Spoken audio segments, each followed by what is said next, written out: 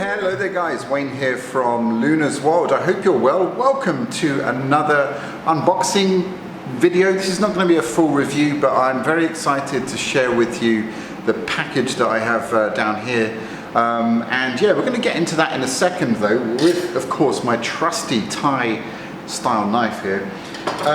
But yeah, I wanted to introduce basically a new series that I'm going to be doing, and that is really building a budget flight simulator cockpit using parts that are commercially available on the market right now. So as some of you know, I worked with a company called Pagnian and Next Level Racing. They have very kindly sent me, well not yet, but it's on its way, their new GT Track cockpit, which is suitable both for flight simulation and of course track racing. So it looks like a really good upgrade since the, what did I have, the Ultimate, Next Level Racing or GT Ultimate I think it was, a few years back now. And I really like that cockpit. You know, getting inside a cockpit does bring a level of immersion that you just don't get sitting at a desk, you know. So anyway, so that's the idea. I've got that coming. Buttkicker sent me a package. So this is the Buttkicker Gamer 2. It's been out for a while now, and they very kindly sent me over a review sample. So we're going to be attaching this to the cockpit eventually when it arrives. I'll do a whole setup video. You know, I might even live stream a little bit of it. So yeah, so looking forward to that. So that is the plan. Of course, I'm going to mount the beautiful honeycomb yoke and throttle quadrant there as well. The other thing that I'm planning to do is to try, you know, you can see my monitor here. It's okay. It's a curved, what is it? 32 inch, I think. Don't quote me on that. But anyway, it's all right. It's just a 1080p normal, you know, nothing fancy. But maybe I thought about giving, trying a projector. You know, I've got a bit of space in this room, so I might try that. I don't know how that's going to work, but that would be awesome, is to have like a projected screen. You know, just check it out and see if it works. Maybe it does, maybe it doesn't. But that's the idea. And yeah, of course. Anyway, let's get on with this. So we've got some beautiful paperwork here. Had to pay a fair old whack for the tax, but anyway, very worth it to check out what have we got in the box. Now, as actually this knife is not great for unboxing. There we go. I've got a bit of a history with tactile transducers, as they're called. You know, again, long-time members of the channel may have remembered that I did two, no less, videos on tactile transducers. One was a fairly cheap option, under $50, I think it was at the time. Two products from Amazon, a tiny little car amp, and one tactile transducer installed underneath the seat. It was all right, you know. It's definitely better than not having any vibration, have to say. Then I got in touch with a company in Germany called Reckhorn, and I kind of upgraded that. I got a more powerful amp and a better speaker, tactile transducer, and that I actually mounted into the old sim cockpit, the Ultimate GT cockpit. And that worked really well. Then I had a Jet Seat version 1, which actually was great. I really liked that thing until it broke, unfortunately. And they sent me the second one, which is the Rialtus pad. And unfortunately, that stopped working before I could even like review it. And I got in contact with them, and I know loads of people have had some problems communicating with them. So I couldn't really bring you a video on that because I couldn't get any response. So anyway, so here we are, Buttkicker. So we get a very nice manual with everything that comes in the box here. But anyway, we'll worry about that later. Looks like the next thing we get is the amp. Let me try and get this thing out. Not easy. In fact, let me take this side thing out. I think that's just an empty thing. And then another box within a box. That's nicely packaged though. This came all the way from the US of A. So again, I want to give a shout out to Buttkicker for sending this. I really do appreciate it. Feel what you've been missing. Power amp BKA 130CI. Very cool.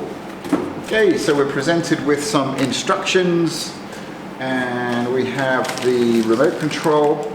Ooh, that's nice and heavy. Okay, that seems pretty cool. We'll come back to that in a minute. More padding. We have got 2-pin, is it a kettle? Yeah, 2-pin kettle lead. Handy for being in Thailand. And then we have the amp itself. Now I'm just going to chuck that down there. And yeah, again, it's got some nice weight to it. And here we are. So really nice quality. Hopefully that's in focused, but it seems really nice. What have we got? We've got a power switch, we've got low filter cutoff, high cutoff frequency knob there, high on and off. It's got a clip and a signal LED. We have the volume. Oh, that's interesting. We've got a plus and a minus for volume instead of like a twizzly knob type of thing. And then we've got the input on the front here for the remote control. On the back, the situation is this. So power right here, kettle lead, and then we have input and output for the actual Buttkicker, I guess. Oh no, these are the speakers. So that's for the Buttkicker. Oh, that's maybe for a secondary output. So so we plug that into the audio into the back of the PC. Okay, so let's just talk about that for a second. So here's the thing, the Buttkicker works on audio. So if you just plug it directly into your sound card, the Buttkicker is going to work, which is kind of just limited to your audio signal basically. So what you have to do is use some software to get more fidelity. Now I'm hoping that the software the name has just escaped me right now. I think it's called Sim Shaker Aviation, I believe. Anyway, that will take all of the sound effects and boost them in some way and make them kind of come out in a more high fidelity kind of way. I'm not entirely sure how that works, but it does work and it's fantastic because I used it with both the jet seat and the tactile transducer that I built as well. So I know that works really well. There's also another piece of software called Sim Vibe, which I haven't checked out. It is $80 though, I believe, or $90. So, but maybe I'll check it out and see you know, what you get for your money with that. Okay, so there's the amp there. I'm just going to set that probably here, that'll do. And then the final box, I'm going to have to do this. Not very elegant. Come on, Buttkicker. Getting my butt kicked by a box. It's welded in there. It's actually such a perfect fit. There we go. All right, lost my knife. There's my knife. Okay, here we go. The last box to unbox. Let's try and not cut myself. Whoops. Okay.